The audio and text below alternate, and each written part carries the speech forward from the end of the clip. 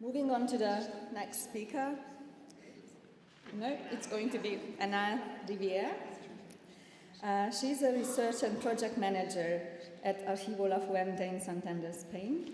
She holds a PhD in art history and researches Fluxus, new artistic practices, and hybrid media development from the end of the 1950s onwards. In the past decade or two, she has had a fairly itinerant life, holding postgraduate scholarships, postdoctoral positions, or curatorial assignments at various places, including the Getty Research Institute, who behaved so unnicely with Christian Stiles Archive in Los Angeles, USA, but also at the Universidad de Castilla-La Mancha in Spain, the Freie Universität Berlin, and also in Vienna. As a scholar of Fluxus, she was evidently co-curator of the pertinently titled exhibition, The Lunatics Are on the Loose, European Fluxus Festivals 1962-77, which was on view in various venues in Berlin, Copenhagen, Krakow, Vilnius, Stuttgart, and Prague.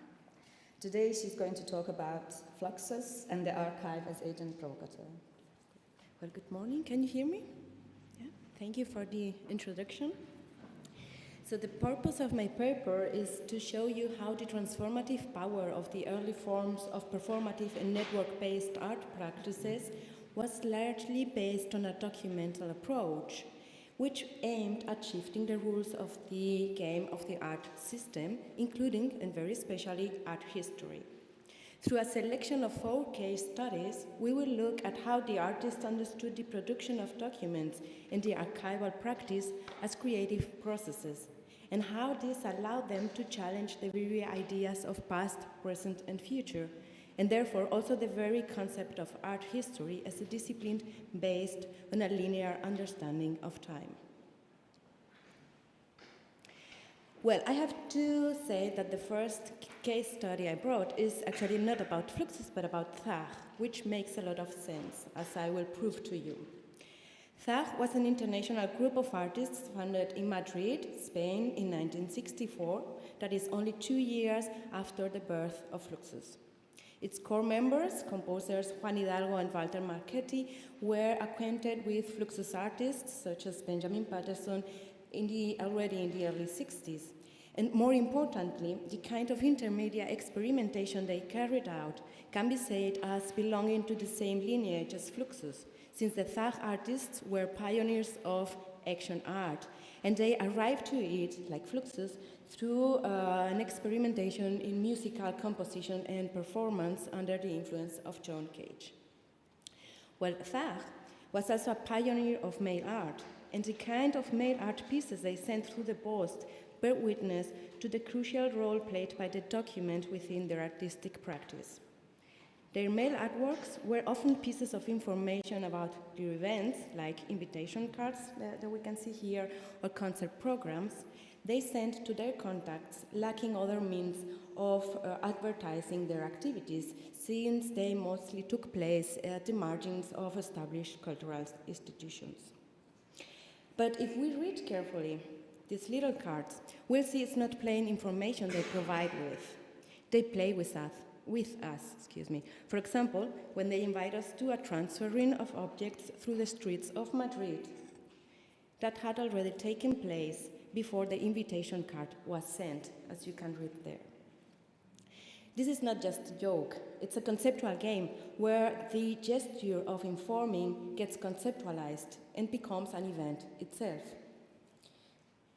This is made even more clear in other cards like this one here, where THAG sends greetings to me, the addressee, by informing me that they made, just for me, you can read it there, a performance consisting in meeting me in the desert of Argelia.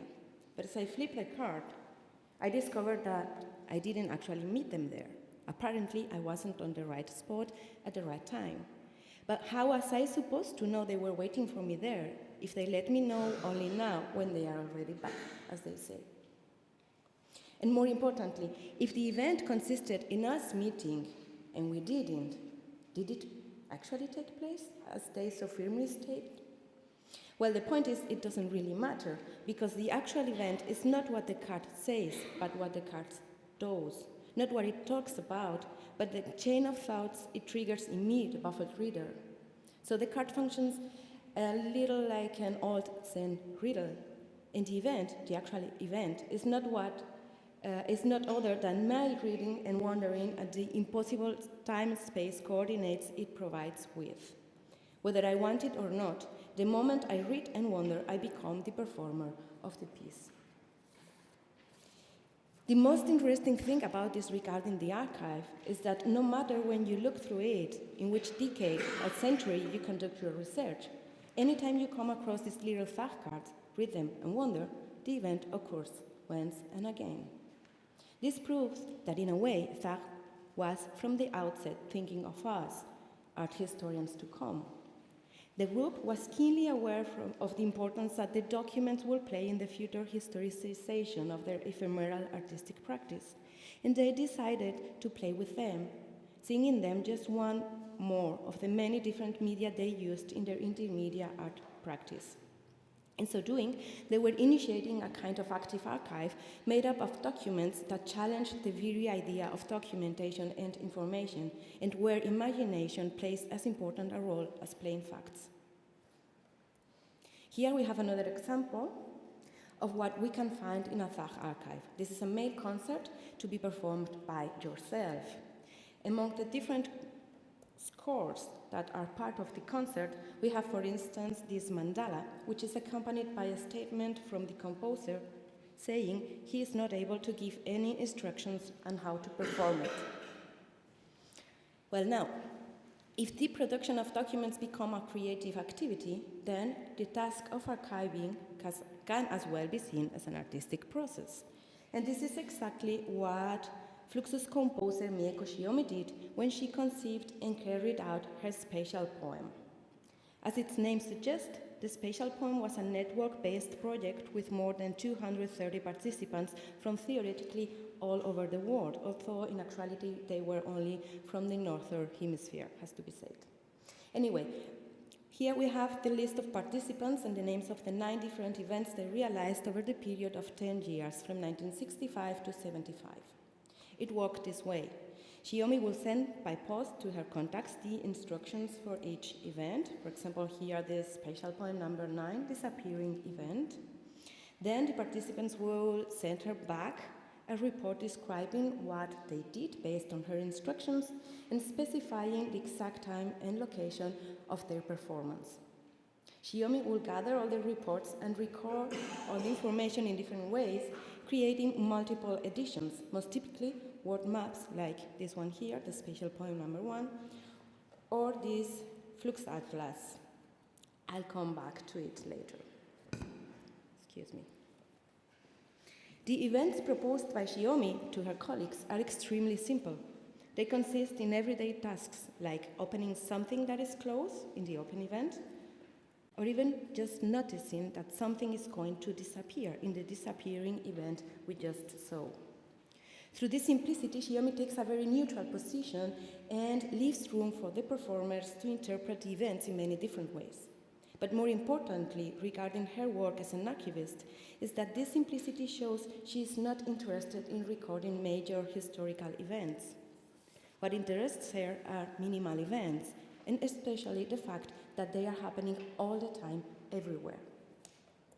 This is exactly what her multiples are about, the simultaneity of things happening all around the globe. We can see this clearly on her Flux Atlas, which records the direction event where she invited her contacts to observe what kind of direction they were moving or facing toward on a given day and time, October 15, 1965, 10 o'clock in the morning, based on Greenwich Mean Time. In this way, Shiomi made sure that all the participants will be acting at the exact same moment, whatever their local time was. And she showed it on the map by indicating the different time zones in the compasses below. Another example of simultaneity is offered by the record of the falling event, which consisted in making something fall. Shiomi recorded all the falling events in a calendar where time shrinks or expands depending on how many events took place each day. If many things happened on a given day, then the corresponding calendar sheet contains a lot of information. If, on the contrary, nothing happened on another day, then Xiaomi will just remove the corresponding sheet. So you see, her calendar does not match the standard forms of time reckoning, but instead it corresponds to the experience of her network of collaborators. When the 10-year project Spatial Poem came to an end, Xiaomi recorded all the 9 events together in a book. Here you have the cover, using for most of them the same view of the northern hemisphere. This book, a poem in itself, can be seen as a record of records, an anthology of simultaneities. One can compare it to an archaeological site where the pages are like layers of time placed on top of one another.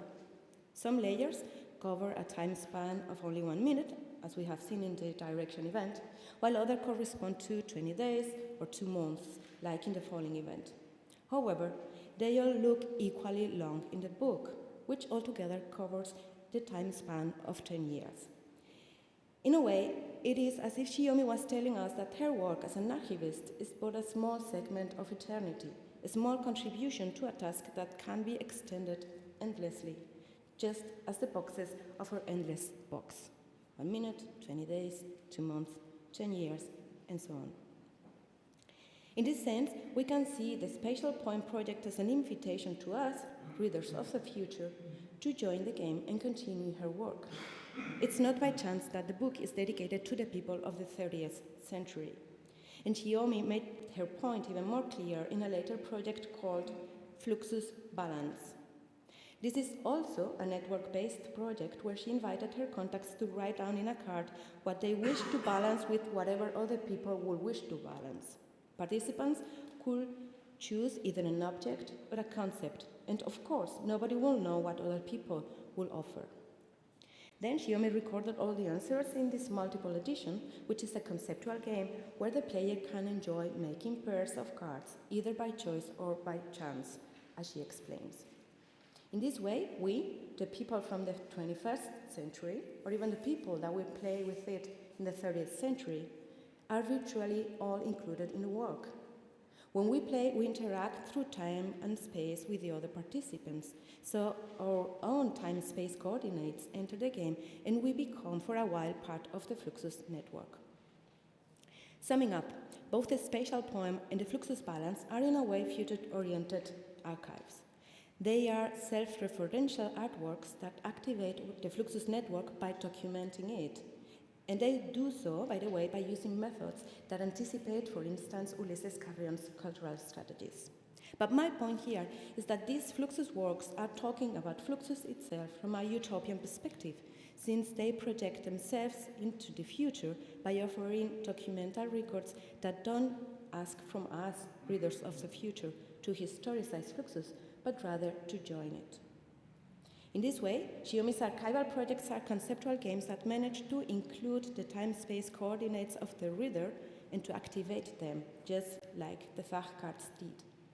And just like in the Fachcards, imagination plays here as important a role as plain facts, for the events she recorded were often just imagined actions. Now, in the Fluxus network, there were also other artists who projected their work into the future through the generation of documents with a utopian approach. I'm talking, of course, about George Maciunas, the main promoter of the Fluxus network. His approach was essentially similar to Xiaomi's, but it worked in the opposite way. We have seen that Xiaomi sent to her contacts very open suggestions of things to do or to imagine, and then she recorded them. On the contrary, Maciunas used to document things before they had happened, and then he tried to have them happen. There was also a lot of imagination involved, but it was not the kind of imagination the participants would share in one of Xiaomi's games. It was only Maciunas' imagination who then tried to have everybody fulfill what he had imagined. And at least in the early years, it wasn't meant as a game at all. Maciunas was very serious about it because he was sure that his plans could effectively change the political system of the world, contributing to the final triumph of communism over capitalism. He was a communist in the Cold War era. It goes without saying that Machuna's procedure was not so enjoyable to his colleagues as Xiaomi's. It led, in fact, to many conflicts, and the occasions where things effectively happened as he had planned them and pre-documented them were very rare. The result of this is that when we face documents generated by Machunas, like this one here, we have to be aware that they are often not reliable as information sources, no matter how painstaking and accurate they look. Here we have a copy of a program of a proto-Fluxus concert where somebody kept record of the many changes that were introduced to the program along the way. But this is a rare case. Normally we have just the original document without any notes, and here, for instance, in this case, we know for certain that things didn't happen at all as they were planned. This inaccuracy can be partially ascribed to bad management or organizational chaos, which was very typical of Machunas. But what I think most interesting is to consider this bad management as a result of Machuna's overheated imagination and his urgency to write the history of the triumph of Fluxus and communism. For of course, the final coming of communism was a matter of history, and Fluxus was its tool in Machuna's eyes. Thus, and again, unlike Xiaomi, Machuna's documents are all about historicizing Fluxus, writing its history, but in advance, according to an ideologically predetermined destiny. This kind of diagrams of the history of Fluxus, which he kept designing over the years, leave no doubt about his historiographical intentions. From the point of view of the archive, the outcome of Machuna's efforts is very ironical. He collected data very thoroughly and visualized them clearly structured by dates, countries, genres, and so on. His purpose was to create documents in the traditional sense of the word, that is, strictly informative records that would support the historical account of Fluxus. He didn't want to create conceptual games like Xiaomi or Thach, nor did he want to subvert the function of his documents. Nevertheless, this is exactly what he did, to create documents that subvert their own function by trying and, of course, failing to anticipate the future. Therefore, we can and we should see them, just like Thach's and Xiaomi's papers, as intermediate products between art and document, where real and imagined facts merge with one another to the point they cannot clearly be separated. And what they bear witness to, above all, is Machuna's own creative project, namely his particular vision of Fluxus, a utopia which existed somewhere between reality and fiction. Here we have, for instance, another example I'm not going to talk about because I'm getting short with time. Interestingly enough, another artist, younger than Machunas, will eventually follow Machuna's personal utopia to create one of the most important Fluxus archives in the world. I'm referring to John Hendricks, curator of the Gilbert and Lila Silverman Fluxus collection, today housed at the MoMA's archive. While Machunas at the end of his days had come to be more relaxed and flexible about his vision of Fluxus, John Hendricks turned into his inflexible advocate and built up the extensive Silverman archive based on it. This led to great controversy among other Fluxus artists, curators, and historians who did not agree with the assimilation of the historical Fluxus to Machuna's own vision of it. Books were published, exhibitions made, interviews conducted, etc., both to defend and to oppose this vision.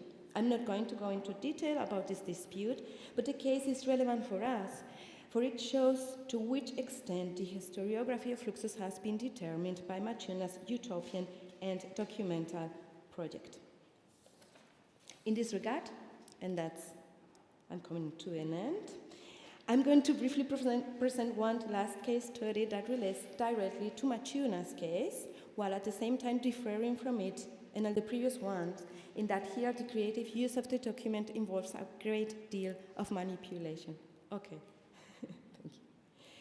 It's the case of the German Fluxus artist Wolf Ostel, who in a direct challenge to Machuna's leadership as a Fluxus coordinator, published a magazine called The Collage as soon as 1962. To put it shortly, Décollage was the first magazine ever devoted to action art, and it established an extremely effective documental aesthetic that will become the publishing aesthetics of action art par excellence, setting a precedent for other publications such as the influential Interfunzione. The efficiency of Fostel's design consisted in mixing all kinds of documents using facsimile reproductions and a very chaotic layout. In its pages, we find performance scores reproduced just as they were sent by the artist, with styles, amendments, and so on. We find also visual poems, photographs, essays, press clippings, and so on. And they were often placed upside down, sideways, and so on. And they were also printed on different papers, different kinds of papers.